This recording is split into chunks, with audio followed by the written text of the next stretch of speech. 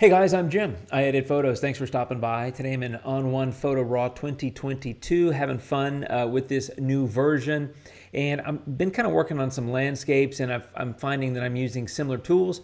I'm trying to kind of refine how I'm handling landscapes in On1 and the tools that I use. Thought I'd walk through kind of my traditional or typical landscape editing tools that I would primarily use on a photo like this one. This was shot up in Banff, Canada. That's Lake Louise. Now, the only thing I've done to the photo so far is fix this distortion. There it is before, and there it is after. I had to take a spot out as well. But I was shooting with a wide-angle lens and a filter on it. In fact, that bottom right corner still has a little bit of that filter, that vignette showing from my filter. So I'm going to go a little bit more and kind of get rid of that. And I think I'm good now. So I'm going to start in tone and color, which is where I typically like to start. And the first thing I'm actually going to do is lift the shadows. And I'm going to go, I got to check my notes here. I'm going to about 16 or 17, something about like that. And then I'm going to take these highlights way down, all the way to negative 100. I'm going to add some contrast, not very much, but mid 30s, I guess, something about like that. So I guess that could be considered a little bit much. And I am going to actually lift the exposure slightly because it is kind of dark. I had that 10-stop filter on, and I think I ran this for, I don't know, a minute and a half, something like that. And the only other thing I want to do here is adjust the temperature. I want to go to about 6600 on the temperature and about 30 on the tint. It was sunset, and so I'm just trying to get the colors and the tones kind of balanced, which is what I do in develop. I start in develop. I'm developing, right? So I'm just kind of starting with my base photo. I'm trying to get the light kind of evened out, kind of the color kind of evened out, and just looking kind of the way I want it to look before I go into the next section, which is effects. And I grab different filters and start sticking them on the photo and making the adjustments that I want to make. And so, kind of do your base stuff. To me, it's preparing the file for the effects tab is kind of what develop is to me. So when I get to effects, I'm often using HDR Look. I use it in a lot of videos. I like it so much. I think it's really good. The thing is, I don't want it all over this photo, so I'm actually going to use a luminosity mask, and then I'm going to invert that, and it looks like that. And so remember, black conceals, white reveals. Well, everything that's white, I don't want HDR effect to be included on, so I'm going to come in and adjust levels a bit and see what kind of work I can do here to kind of make this look a little bit different. So let's see here. I'm just kind of playing around, trying to figure this out. And honestly, that's how it works for me with levels, is I just kind of move these things around until I get something that I think looks pretty good. I think that looks pretty good. Let me go back to viewing the photo, and now let's turn this HDR Look off. There it is before, and then when I turn it back on, there it is after. So you can see a bit more, crunch, for lack of a better word, and like the rocks and stuff on the, especially on the left side, and the trees, and then also the trees on that right-hand side. So I think that's looking pretty good. I'm now going to go in and get dynamic contrast.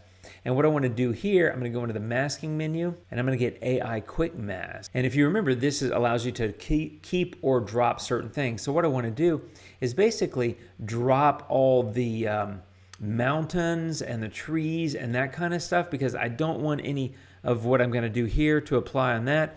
I'm going to also drop these trees, and then I'm going to go in and keep the sky and the water, which is basically what I was trying to do here. So if you've seen me use this trick before, this is basically me smoothing out the skies and waters a little bit with dynamic contrast, which once you apply it and you get the mask sorted, you can go in and make your adjustments. Okay, so there's the first attempt at it. It's kind of a confusing image, to be really honest. So I'm going to come in and do a few minor refinements. I'm going to keep a little bit of that, and I'm going to come in and drop a few more things. Okay, a little more swizzling, and I've got that, which I think looks good. So I'm going to go ahead and click Done. It applies the mask, and there you go. So now if I view the mask, you can see white reveals and black conceals. So what I want to do is actually go in. Now that I've got that, I'm going to actually go negative with these, which is really my plan. In order to soften it up, you go negative, whereas it defaults to kind of some positive values there. So what I've done is I've created a mask for the sky and water pretty quickly and basically automatically with AI Quick Mask, which I absolutely adore. I think it's just a great, let me say it several times, great masking tool, but it allows me to basically isolate certain sections of the photo fairly quickly and easily, and then I can come in and apply my edits, per the mask. So there we go, one more time, a little bit, and it's not a major difference to be honest, but I just kind of smooth out the sky and the water just a little bit. So there it is before, and there it is after. I think that looks quite nice, and in fact, I think what I'm going to do is go ahead and copy this mask, and I'm going to go ahead, and I wasn't planning on doing this, but I think I'm going to do it anyway. I'm going to get dynamic contrast again. I'm going to go ahead and paste this mask and then invert it. So I'm basically taking the opposite. So there you go. You can see, remember, white reveals, black conceals. So I flipped that mask on the, another instance of this same tool, which is one of the nice things about On1. You can just reuse these tools. And now I've applied it, this positive dynamic contrast, so this crunch, if you will, to the those areas, right? The trees and the mountains and things like that. I'm actually going to take it down a little bit. I don't think I want it to be that high, but maybe like a 10 or 12 on a couple of those, and I think I'm fine there. Okay, next I'm going to go get the sunshine filter, and I like this one quite a bit. I use it on a lot of landscapes. I think it gives a nice little pop to the photo. I'm going to go ahead and move this up. Whoops, not that high. I'm actually need to be going left. The amount is 25. Let's see, there we go. And the warmth is going to be 17, so give it a little bit of warmth. It was a sunset, but the light wasn't particularly intense at this moment, and so I don't want to oversell it by warming up the sky too much, but I do want to give it a little bit of a kick, so I'm going to give about a 9 on saturation. And overall, I mean, sunshine, nice little pop to the photo, but there it is before, and there it is after. A little bit brighter, slightly bit warmer, just, not a big deal to be honest, but a nice little pop. And then tone enhancer is the next one. And this is something I often do. Some people have asked me, hey, Jim, you made similar edits, you made edits using similar tools on the develop tab. So contrast, highlights, shadows, things like that. Why do you go add tone enhancer instead of just going back to develop and editing there, just changing it? And that's simply because once I leave develop, I kind of just want to leave it. I don't really want to touch it because I liked it. And that was my, again, I'm going to use air quotes, that was my base photo after kind of making those develop adjustments. I don't want to mess with that. I want to leave it like that. So if I come over here and play with some things and don't like it, I can just delete tone enhancer and then try it again. Whereas if I make a bunch of changes to what I did in develop and don't like it, I don't necessarily know what I mean, I could go back into the history, I guess, but I don't know. To me, it's just cleaner. It's like church and state. I don't know.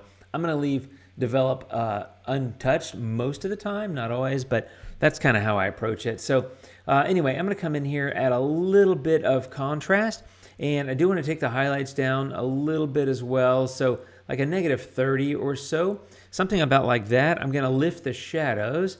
So I'm going to do a little bit of shadow lifting here, not too much. I mean, I've got pretty good visibility. In some ways, this looks a little bit like an HDR. And I think I'll take the blacks down, like a -5, maybe -6, something like that. So this is not really a very big move, but if you look at the before and you look at the after, you can see I've tamed the highlights a little bit. In fact, I actually think I might add a little bit more contrast, just because I kind of like it, and I actually might take the exposure down just a tiny bit. I always do that. I write out my notes about how I'm going to edit the photo based on, unless it's unscripted, but based on how I previously edited it, and then I get live and I start making changes to it and decide I like the changes better. So be fluid in your editing, my friends. Don't feel like you have to be stuck to some rigid approach or something like that. I just prefer to kind of edit based on feel. I see a couple of spots here, like one there and one there that you can take out fairly easily with like the retouching tools here in On1.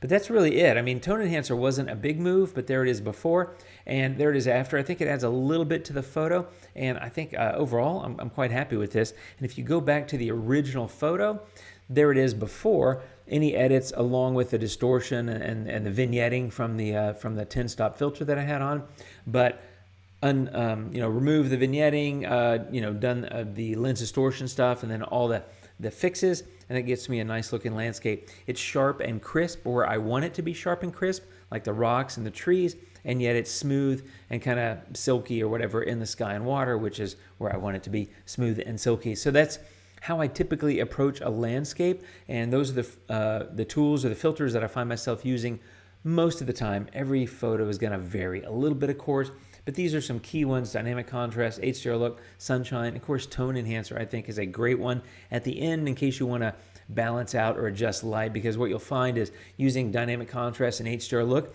you'll often brighten certain area of the photos that maybe you liked the way they looked back and develop. So that's another reason I use tone enhancer. But if you prefer to go back and adjust it and develop, hey, you know, it's cool. It's the beauty of these tools.